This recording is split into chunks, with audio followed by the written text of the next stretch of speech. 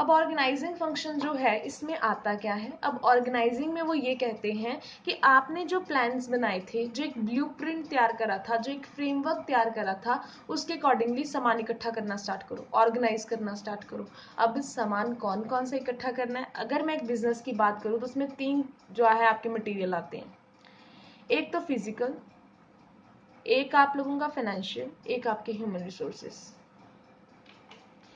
सबसे पहले लिखा है फिजिकल। फिजिकल में आपका आ जाएगा मशीन्स, रॉ मटेरियल, ठीक है, ये भी सामान लेके आना पड़ेगा प्लान के अकॉर्डिंगली।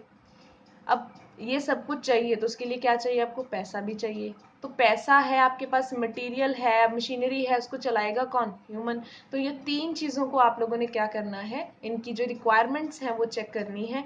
फिर जाके आपका नेक्स्ट जो है स्टाफिंग फंक्शन जो है आप लोग उसको परफॉर्म करोगे। So it is the process of bringing together physical, financial and human resources. And आप लोगों ने आगे क्या करना है, किस पर्पज से करना है, फॉर अचीवमेंट ऑफ ऑर्गेनाइजेशनल गोल। तो ये सब कुछ आप करोगे पर पर्पस आपका क्या रहेगा, आपने ऑर्गेनाइजेशन का ऑब्जेक्टिव जो है वो अचीव करना है। अगर यहाँ पे आपको वो चीज़ क्लियर नहीं है कि ऑर्गेनाइजिंग क्या है, अभी तो मैंने यहाँ पे ये बताया कि ऑर्गेनाइजिंग का मतलब ये है कि आपने जो है ह्यूमन, जितना भी आप लोगों को सामान चाहिए उस चीज़ को आपने ऑर्गेनाइज करना है, आप लोगों ने इकट्ठा करना है। तो कहते हैं उसके बाद नेक्स्ट आपका फंक्शन परफॉर्म होएगा, ताकि आपको पता हो कि अगर आप एक बिजनेस स्टार्ट करने वाले हो या आपने जो प्लान बनाया है उसके अकॉर्डिंगली आपके पास पैसा है, उसके अकॉर्डिंगली आपके पास पर्सन है काम करने के लिए। अगर पैसा है, पर्सन है, क्या उतना आपके पास मशीनरी ये सामान है, तो कहते फिर आप नेक्स्ट स्टेप पे जाओगे।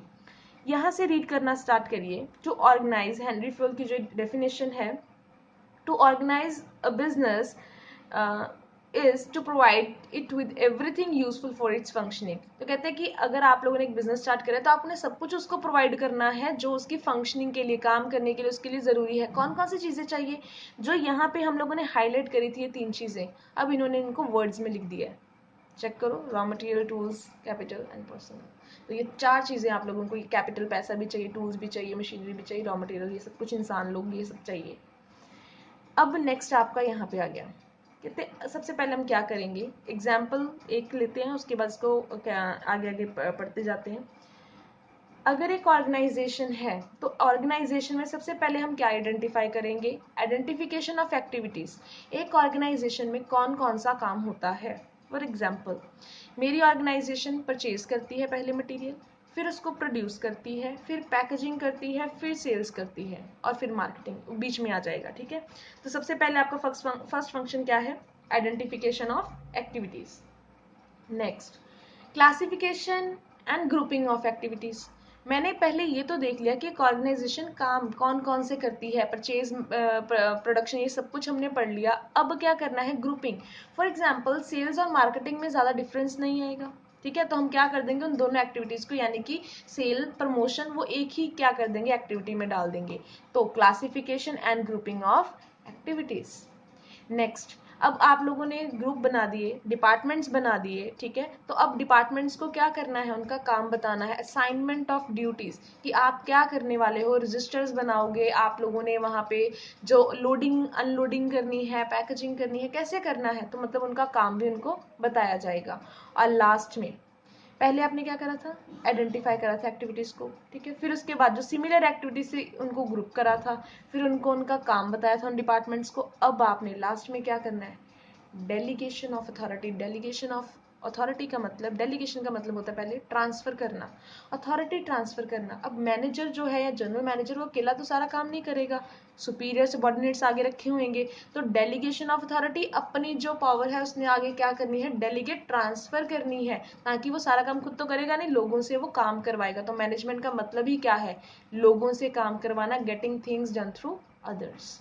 तो ये आपका है ऑर्गेनाइजिंग। तो ऑर्गेनाइजिंग में हमने सारा क्या पढ़ा है, सामान जो है, चाहे वो ह्यूमन रिसोर्स है, चाहे वो आपको पैसा चाहिए, चाहे आपको मशीनरी चाहिए, चाहे रॉ मटेरियल चाहिए, आपने उन सामान को इकट्ठा करना है ताकि हम लोग नेक्स्ट स्टेप पे प्रोसीड कर सकें।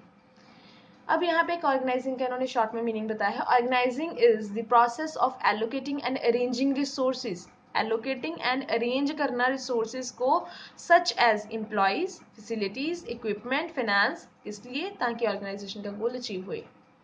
अब नेक्स्ट आता है स्टाफिंग। सब कुछ करेंगे, हम लोगों ने ऑर्गेनाइज कर लिया, प्लान हमारे पास रेडी है, बाद में हमने चेक करा हमारे पास ह्यूमन रिसोर्स जो है या हमारे पास रिक्वायरमेंट हमने चेक करी, रॉ मटेरियल चेक करा, पैसा चेक करा, सब कुछ हो गया। अब काम करने के लिए एक्चुअल में हमें क्या चाहिए, स्टाफिंग, ठीक है, स्टाफ चाहिए हम लोगों को एक्चुअल में। तो स्टाफ में इन्होंने लिखा हुआ है the main purpose of staffing is to put right man on right job. सही पर्सन को सही जॉब पे लेके आना, ये किसका काम है, ठीक है, ये मैनेजमेंट का काम है। तो मैनेजमेंट के ही फंक्शंस में हम लोग इन चीज़ों को परफॉर्म करेंगे। अब यहाँ पे एग्जाम्पल दी हुई है इन्होंने, square pegs in square hole and round pegs in round hole. तो जैसा इंसान है उसको वही जॉब देनी है, जिसको पेंटिंग आती है वो पेंटिंग करेगा, जिसको टाइपिंग आती है वो टाइपिंग करेगा, ठीक है। तो जो सेल्स में लोगों से बात करने में अच्छा है उसको आप वहाँ पे सेल्स डिपार्टमेंट में रखोगे ताकि वो लोगों के साथ कम्युनिकेट कर सके। तो ये क्या है, जैसी जिसकी क्वालिटीज हैं, जैसी जिसकी क्वालिफिकेशन है, उसको उसके अकॉर्डिंगली आप लोग क्या करोगे, जॉब दोगे। यहाँ पे इन्होंने एक चीज लिखी है, अगर आप इसको पढ़ लो या मैं आपको नीचे वाले पॉइंट्स समझा दूँ, वो दोनों सेम ही है। तो हम नीचे जैसे पॉइंट्स पढ़ने स्टार्ट करते हैं कि आपकी स्टाफिंग है क्या। पहली बात ये उन्होंने लिखा है मैन पावर प्लानिंग करनी है आप लोगों ने। मैन पावर प्लानिंग का मतलब है क्या, लोगों के बारे में डिसाइड करो। हम बोल रहे हैं कि हम स्टाफ अपॉइंट करेंगे, तो कहा चलो ये भी मान लिया कि हम लोग या तो न्यूज़पेपर में वैकेंसी निकालेंगे या ऑनलाइन हम लोग naukri.com पे वैकेंसी निकाल रहे हैं। कितनी निकालोगे, पहले आपको क्या करना पड़ेगा, इन चीज़ों के बारे में प्लान करना पड़ेगा। तो फर्स्ट स्टेप है ये डिसाइड करो कि आपको कितने लोगों की ज़रूरत है। अगर आप एक बुक में चीज़ पढ़ो, वो यहाँ पे मैंने मेंशन नहीं करी क्योंकि मेरे पास बुक नहीं थी, तो आप एक चीज़ वहाँ पे देखोगे, उन्होंने दो चीज़ें लिखी है मैन पावर प्लानिंग में। एक लिखा है कि पहले चेक करो एग्जिस्टिंग एम्प्लॉयज आपके पास कितने हैं, ठीक है, फिर आप ये देखोगे फ्यूचर में आपको और कितने चाहिए। तो ये दो एस्पेक्ट आप लोगों ने चेक करनी है, एग्जिस्टिंग एंड फ्यूचर नीड, जितनी भी आप लोगों नीड होगी आप लोगों को।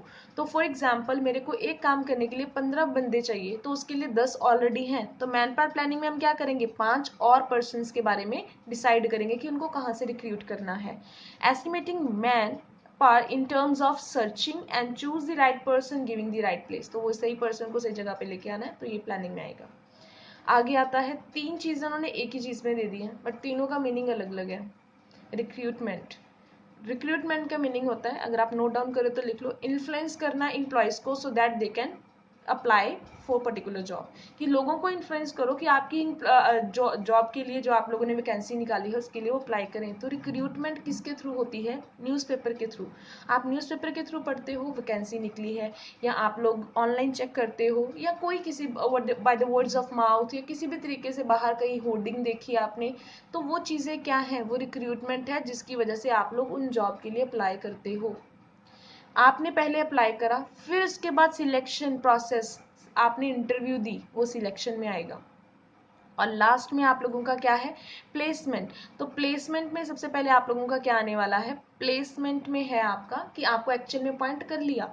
तो रिक्रूटमेंट क्या थी, इन्फ्लुएंस ही करा था, सिर्फ आपने एक ऐड देखी थी या आपने अप्लाई करा था, फिर आपकी इंटरव्यू हुई, फिर आपकी क्या हुई, प्लेसमेंट। और बाद में आपको ट्रेनिंग वगैरह दी गई, ठीक है, जो भी आपकी स्पेसिफाइड जॉब होएगी। देन आपको रेमुनरेशन, सैलरीज, वेजेस आप लोगों की डिसाइड हुई। फिर आपकी परफॉर्मेंस चेक करी जाएगी कि आपको ट्रेनिंग के अकॉर्डिंगली जैसा आपको अपॉइंट करा गया था काम के लिए, आपने अच्छा काम करा है, नहीं करा। अगर अच्छा काम करा है, ठीक है, तो आप लोगों को प्रमोशन ट्रांसफर अकॉर्डिंगली मिल जाएगी। तो ये सब किस में आप पढ़ रहे हो, स्टाफिंग में। जितनी भी जॉब्स थी, जितने भी आपके फंक्शंस थे रिलेटेड टू आपके ह्यूमन रिसोर्स, यहाँ जिसको मैं बात कर रही थी एम्प्लॉयज़ के बारे में, वो आपने यहाँ पे पढ़ लिया। अपॉइंट करना, सैलरी देना, ट्रांसफ़र करना, प्रमोशन करना, वो यहाँ पे है। तो ये किसके बाद फंक्शन आया था आपका, ऑर्गेनाइजिंग के बाद। पहले यहाँ पे आप लोगों ने उनको जो था वहाँ पे सामान अरेंज करा, आपके पास रिसोर्सेज थे, फिर आपने लोगों को अपॉइंट करा। अब आपका आता है यहाँ पे, ये सेम ही लिखा हुआ है, डायरेक्टिंग फंक्शन। एक चीज ध्यान में रखना, वहां पे अभी तक 3 फंक्शन आपने पढ़े हैं और 3 फंक्शन में कहीं पे भी काम स्टार्ट नहीं हुआ। एक्चुअल वर्क जो आपका स्टार्ट होएगा वो डायरेक्टिंग से होएगा।